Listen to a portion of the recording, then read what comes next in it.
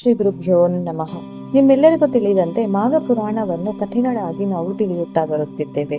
ಇಂದಿನ ಅಧ್ಯಾಯದಲ್ಲಿ ನಾವು ಬ್ರಾಹ್ಮಣ ಕನ್ಯೆಯು ಮೃತನಾದ ಪತಿಯನ್ನು ಹೇಗೆ ಪಡೆದುಕೊಂಡಳು, ಹೇಗೆ ವೈಕುಂಠಕ್ಕೆ ಸೇರಿದಳು ಎಂಬುದನ್ನು ನಾವು ನೋಡಿದೆವು. ಇವತ್ತಿನ ದಿನ 16ನೇ ಅಧ್ಯಾಯ. ಇದರಲ್ಲಿ ನಾವು ಶಿಷ್ಯನಾದ ಸುಮಿತ್ರನ ಸಂಗತಿ ಏನಾಯಿತು ಎಂಬುದನ್ನು ನಾವು ತಿಳಿದುಕೊಳ್ಳೋಣ. ಸುಮತಿಯ ಮಗಳಿಗೆ ಮೃತನಾದ ಪತಿ ದೊರೆತನು. ಮಾಘ ಸ್ನಾನದ ಫಲದಿಂದ ಅವರ ಎಲ್ಲ ಪಾಪಗಳು ನಾಶವಾದವು. ಅವರ ಕುಟುಂಬವು ಸುಖ ಜೀವನ ನಡೆಸಿದರು. ಶಿವನಿಂದ ಆ ಪ್ರಸಂಗವನ್ನು ಕೇಳಿದ ಪಾರ್ವತಿಯು, ಸ್ವಾಮಿ, ಶಿಷ್ಯನ ಆದ ಸುಮಿತ್ರನ ಸಂಗತಿ ಏನಾಯಿತು? ನಿರಪರಾಧಿ ಆದ ಆತನು ಏನಾದನು ಎಂದು ಕೇಳಿದರು. ಶಿವನು ಆದ ಸುಮಿತ್ರನ ವೃತ್ತಾಂತವನ್ನು ಹೇಳತೊಡಗಿದನು. ಗುರುಪುತ್ರಿಯೊಡನೆ ತಾನು ಮಾಡಿದ ಶರೀರ ಸಂಬಂಧವನ್ನು ಮಹಾಪಾಪವೆಂದೆನಿಸಿ ಆತನು ತುಂಬಾ ಪರಿತಪಿಸಿದನು.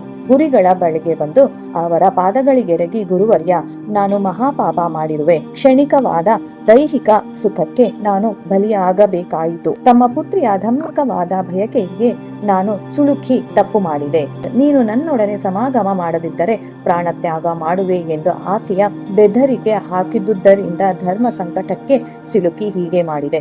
ನನ್ನ ಈ ಪಾಪಕ್ಕೆ ಪ್ರಾಯಶ್ಚಿತ್ತವನ್ನು ತಾವೇ ಸೂಚಿಸಿ ನನ್ನ ತಪ್ಪನ್ನು ಕ್ಷಮಿಸಿ ಎಂದು ಬೇಡಿದರು. ಶಿಷ್ಯನ ಮಾತುಗಳನ್ನು ಕೇಳಿ ಆತನು ನಿರಪರಾಧಿ ಎಂದು ಅರಿತ ಗುರುಗಳು ತನ್ನ ಮಗಳನ್ನು ಶಿಷ್ಯನನ್ನು ಪಾಪರಹಿತರನ್ನಾಗಿ ಮಾಡಿ ಅನುಗ್ರಹಿಸಿದರು. ಶಿಷ್ಯನೇ, ನಿನ್ನ ತಪ್ಪಿಗೆ ಪ್ರಾಯಶ್ಚಿತ್ತ ಮಾರ್ಗವಿದೆ. ನೀನು ಈಗಲೇ ಗಂಗಾ ತೀರಕ್ಕೆ ಹೋಗಿ ಅಲ್ಲಿ 12 ವರ್ಷಗಳ ಕಾಲ ತಪಸ್ಸು ಮಾಡು. ಈ ತಪೋಬಲದಿಂದ ನಿನಗೆ ಪಾಪ ನಿವಾರಣೆಯಾಗಿ ನಿನಗೆ ನೆಮ್ಮದಿ ಸಿಗುತ್ತದೆ ಎಂದು ಗುರುಗಳು ನುಡಿದರು. ಶಿಷ್ಯನು, ಧನ್ಯನಾದೆ, ಈಗಲೇ ಗಂಗಾ ತೀರಕ್ಕೆ ಪ್ರಯಾಣ ಮಾಡುವೆನು ಎಂದು ಗುರುಗಳಿಗೆ ಸಾಷ್ಟಾಂಗ ನಮಸ್ಕಾರ ಮಾಡಿ ಗಂಗಾ ತೀರಕ್ಕೆ ಹೊರಟರು. ಸುಮಿತ್ರನು ಮಾರ್ಗನ್ಯಾಸದ ಬಳಲಿಕೆಯನ್ನು ಪರಿಹಾರ ಮಾಡಿಕೊಳ್ಳಲು ಒಂದು ಆಲದ ಮರದ ನೆರಳಿನಲ್ಲಿ ವಿಶ್ರಮಿಸಿದನು. ದೂರದಲ್ಲಿ ಅವನಿಗೆ ಒಂದು ಆಶ್ರಮವು ಕಾಣಿಸಿತು. ನಂತರ ಆತನು ಆಶ್ರಮದ ಬಳಿಗೆ ಹೋದನು. ಅಲ್ಲಿ ಕೆಲವು ಜನ ಪುರುಷರು, ಸ್ತ್ರೀಯರು ಹಾಗೂ ಮಕ್ಕಳು ಇದ್ದರು. ಕೆಲವರು ಕಾವಿ ವಸ್ತ್ರವನ್ನು ಧರಿಸಿದ್ದರು, ಕೆಲವರು ಜಪಧ್ಯಾನ ಮಗ್ನರಾಗಿದ್ದರು, ಕೆಲವರು ಪುರಾಣ ಶ್ರವಣವನ್ನು ಮಾಡುತ್ತಿದ್ದರು, ಇನ್ನು ಕೆಲವರು ಮಂದಿ ಶ್ರೀ ಹರಿಯ ಪೂಜೆಯನ್ನು ಮಾಡುತ್ತಿದ್ದರು. ಇದನ್ನೆಲ್ಲ ಸುಮಿತ್ರನು ಗಮನಿಸಿ ಅಲ್ಲಿ ಒಬ್ಬರನ್ನು ಹೀಗೆ ಕೇಳಿದನು, ಸ್ವಾಮಿ, ನೀವು ಆಚರಿಸುತ್ತಿರುವ ವ್ರತ ಯಾವುದು? ಇದರಿಂದ ಲಭಿಸುವ ಫಲವೇನು? ಪಾಪ ಪರಿಹಾರವು ಇದರಿಂದ ಆಗುವುದೇ? ನನಗೆ ದಯಮಾಡಿಸಿ ತಿಳಿಸಿ. ಸುಮಿತ್ರನ ಸಂಗತಿಯನ್ನು ಅರಿತ ಅವರು ತಾವು ಆಚರಿಸುತ್ತಿದ್ದ ಮಾಘ ಮಾಸ ವ್ರತಾಚರಣೆಯ ಬಗ್ಗೆ ವಿವರವಾಗಿ ನಿರೂಪಿಸಿದರು. ಮಾಘ ಮಾಸವು ಬಹಳ ಮಹಿಮಾನ್ವಿತವಾದದ್ದು.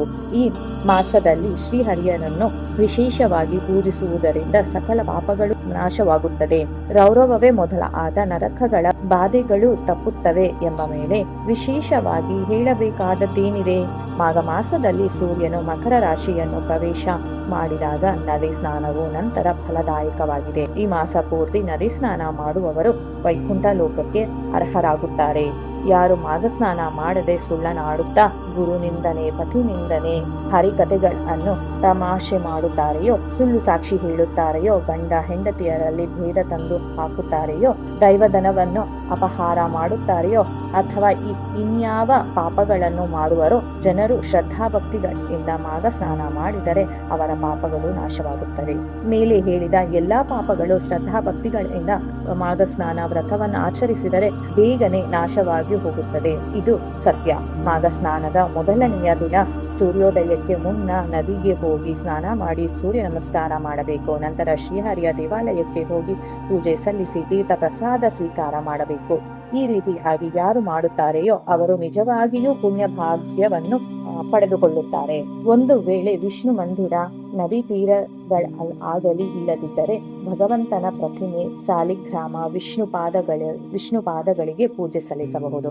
ನಂತರ ಶ್ರದ್ಧಾಭಕ್ತಿಗಳಿಂದ ಮಾಘ ಸ್ನಾನ ಮಹಾತ್ಮೆಯನ್ನು ಶ್ರವಣ ಮಾಡಬೇಕು. ಹೀಗೆ ವ್ರತವನ್ನು ಆಚರಿಸಿ ಮಾಸಾಂತದಲ್ಲಿ ಒಬ್ಬ ಸ್ವಾಮಿಗೆ, ಬ್ರಾಹ್ಮಣರಿಗೆ ವಸ್ತ್ರ, ಧನ, ಉತ್ತಮ ಲೋಹಗಳನ್ನು ಯಥಾಶಕ್ತಿ ದಾನ ಮಾಡಬೇಕು. ಶಕ್ತಿ ಇದ್ದವರು ಅನ್ನದಾನವನ್ನು ಮಾಡಬೇಕು. ಹೀಗೆ ಮಾಡಿದರೆ ಫಲ ನಿಶ್ಚಿತ. ಹೇ ಸುಮಿತ್ರ, ಇನ್ನು ಮಾಘ ಮಾಸವು ಕೇವಲ 3 ದಿನಗಳಿವೆ. ಈ 3 ದಿನಗಳಾದರೂ ನೀನು ಮಾಘ ಸ್ನಾನ, ಶ್ರೀಹರಿ ಪೂಜೆಯನ್ನು ಮಾಡಿ ಪಾಪರಹಿತನಾಗಬಹುದು ಎಂದು ನುಡಿದರು. ಆಗ ಸುಮಿತ್ರನು ತನ್ನ ಗುರುವು ತಾನು ಗಂಗಾ ನದಿ ತೀರಕ್ಕೆ ಹೋಗಿ ತಪಸ್ಸನ್ನು ಆಚರಿಸಿ ಪಾಪಗಳನ್ನು ಕಳೆದುಕೊಳ್ಳಬೇಕೆಂಬ ಎಂಬುದು ಹೇಳಿದ್ದನ್ನು ತಿಳಿದನು. ಆದ್ದರಿಂದ ಈ ಮಾಘ ಸ್ನಾನದ 3 ದಿನಗಳ ಆದರೂ ನದಿ ಸ್ನಾನ, ಶ್ರೀಹರಿ ಪೂಜೆಯನ್ನು ಶ್ರದ್ಧಾಭಕ್ತಿಗಳಿಂದ ಆಚರಿಸು. ಏಕಾಗ್ರಚಿತ್ತನ್ ಆಗಿ ಜಗತ್ಪತಿ ಆದ ಲಕ್ಷ್ಮೀನಾರಾಯಣನನ್ನು ಆರಾಧಿಸು. ಇದರಿಂದ ಎಲ್ಲವೂ ಶಾಂತಿಯಾಗುತ್ತದೆ ಎಂದರು. ಹೀಗೆ ಆ ಆಶ್ರಮವಾಸಿಯು ಹೇಳಿದ ಮೇಲೆ ಸುಮಿತ್ರನು ಮಾಘಸ್ನಾನ ಪೂಜಾ ವ್ರತಗಳನ್ನು ಆಚರಿಸಿ ಪುರಾಣ ಕಥಾಶ್ರವಣವನ್ನು ಮಾಡಿದನು. ನಂತರ ಆಶ್ರಮವಾಸಿಗಳನ್ನು ನಮಸ್ಕರಿಸಿ ಗುರುವಿನ ಆಜ್ಞೆಯಂತೆ ಗಂಗಾ ತೀರಕ್ಕೆ ತಪಸ್ಸಿಗಾಗಿ ಹೊರಟನು.